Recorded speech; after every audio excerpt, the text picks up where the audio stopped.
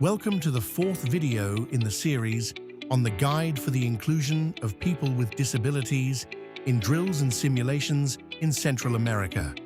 This is the first session analyzing Chapter 5, focusing on the first stage, drill preparation.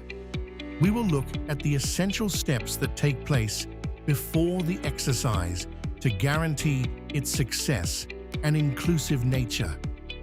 The success of an inclusive drill begins with meticulous planning.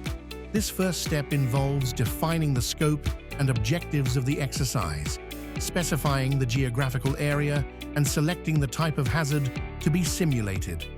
It is essential to identify the people with disabilities and their support networks, as well as defining the roles of all the participants.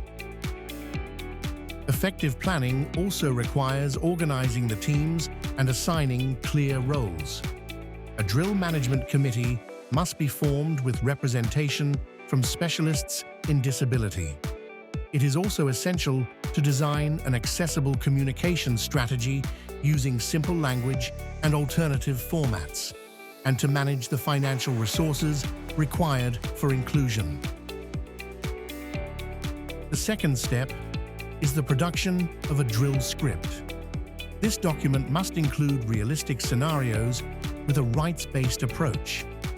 It must include specific strategies for supporting people with disabilities in areas such as mobility, communication, and orientation. The script is the roadmap that will guide all of the actions during the exercise. Finally, the third step is to conduct prior verifications and practices.